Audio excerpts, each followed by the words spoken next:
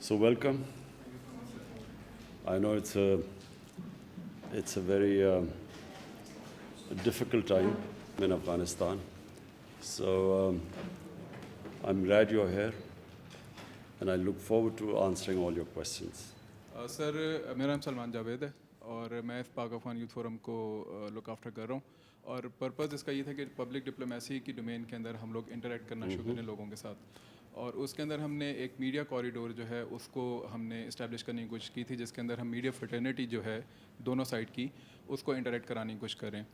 तो पिछले 11 महीने में हमने 3 मीडिया इंटरेक्शंस की हैं, this is the third one. और इसके अंदर अब हम अफ़गानिस्तान से जो उनके टॉप टियर के और सेकंड टियर के जो जर्नलिस्ट हैं उनको यहाँ लाने में कामयाब हुए हैं। زمانم رابیا سرات خبری اليوم. Thank you, sir, for your time.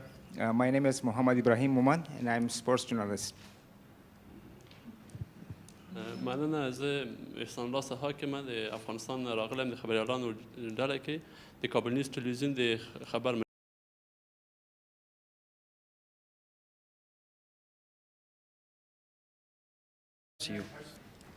Assalamu alaikum. My name is Farid Azim.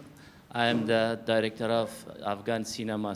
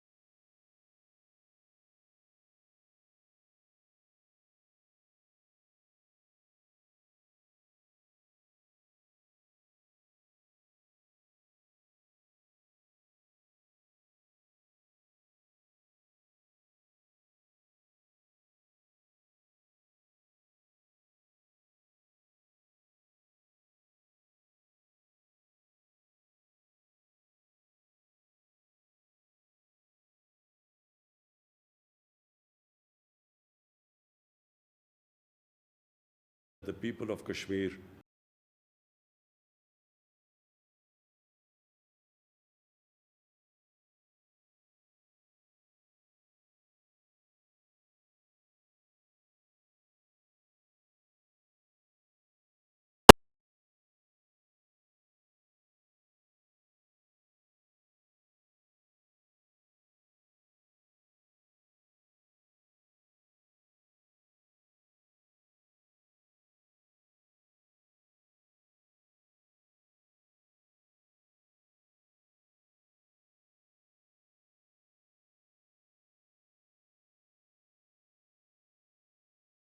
President Ghani, and our own relationship has been very good, except that recently there have been statements from Afghanistan which basically accuse Pakistan of what is happening there.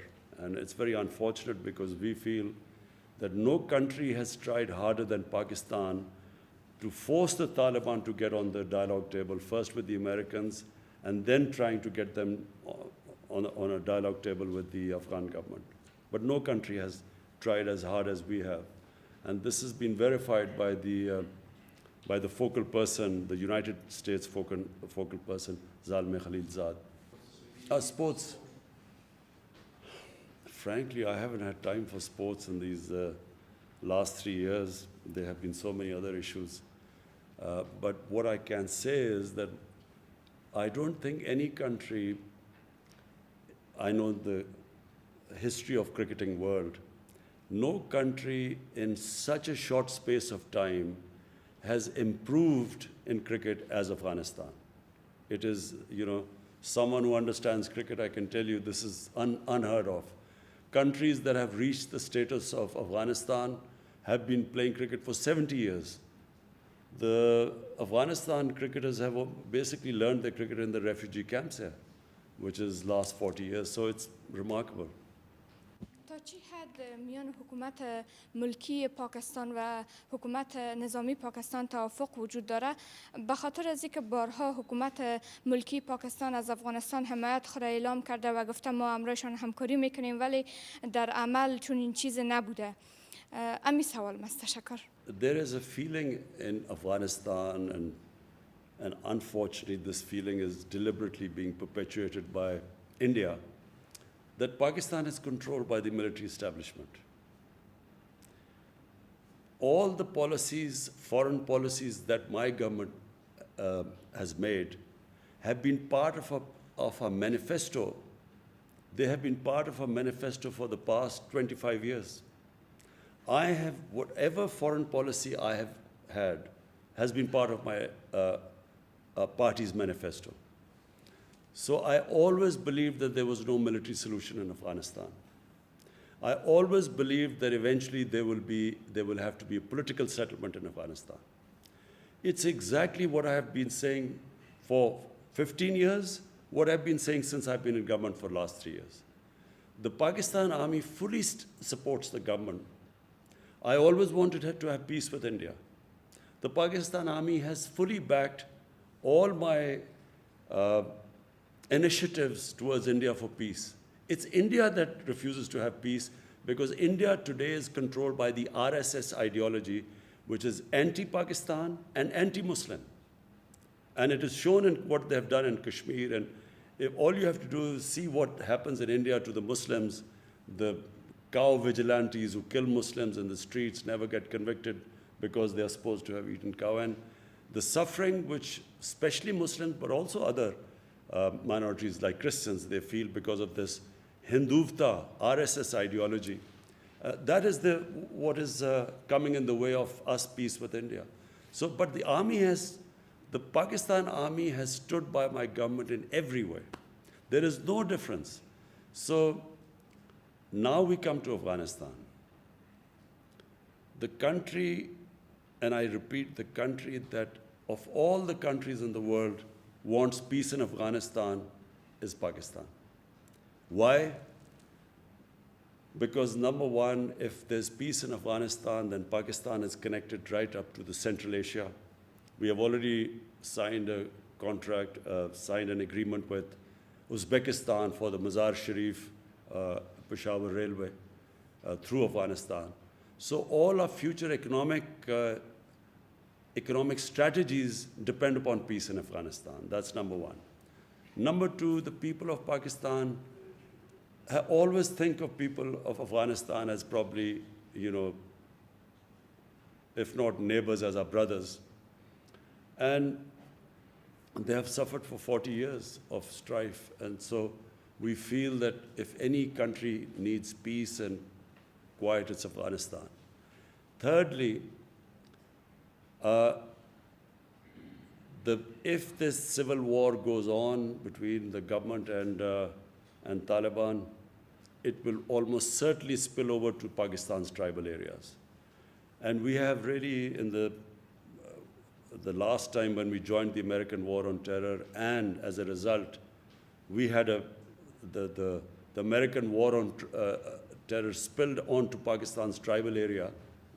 70,000 Pakistanis were killed in that. So last thing we want is that civil war spilling over into Pakistan, which it will do if it is a protracted civil war. And finally, we already have 3 million Afghan refugees. We cannot afford, if there's civil war, there will be more refugees coming in. And Pakistan does not have the economic conditions to, to have another influx of refugees.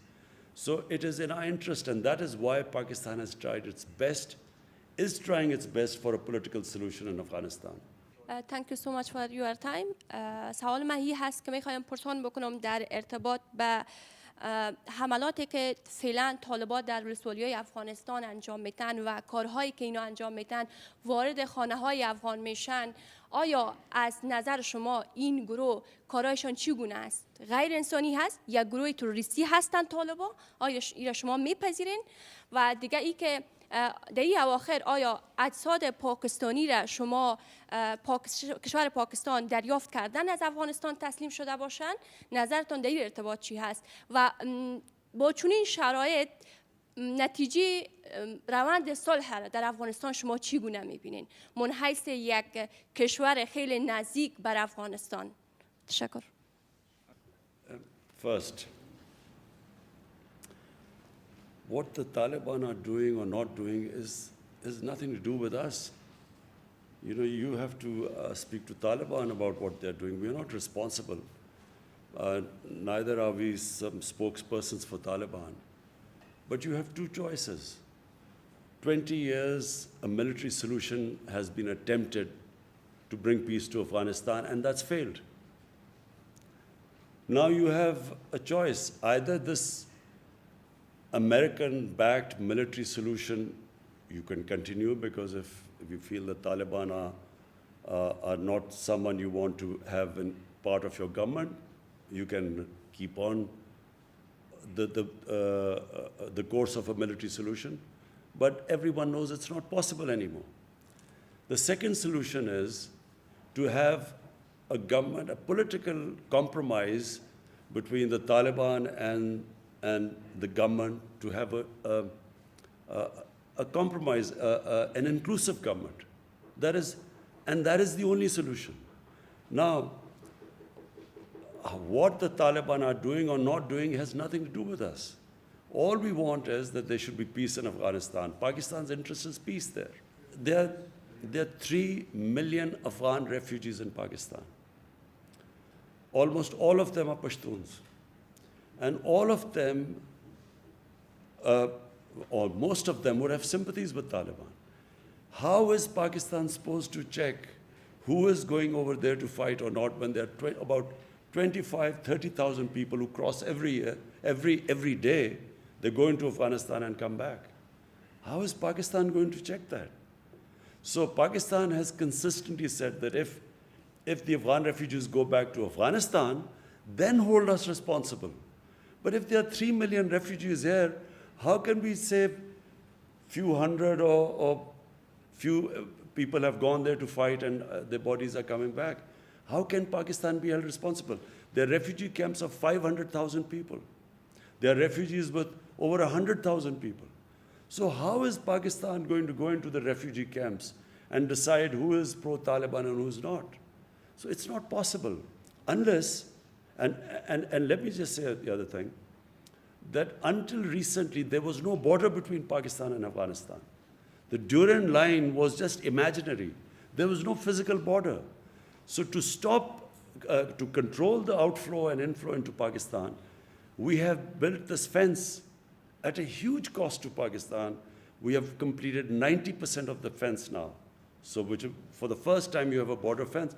Before that there was no border anywhere. Durand land was no border. So we are trying our best, but it is not possible to hold Pakistan responsible when you have over 3 million refugees here. What interest could possibly Pakistan have in a civil war in Afghanistan? What interest would Pakistan have in backing someone to take over Afghanistan?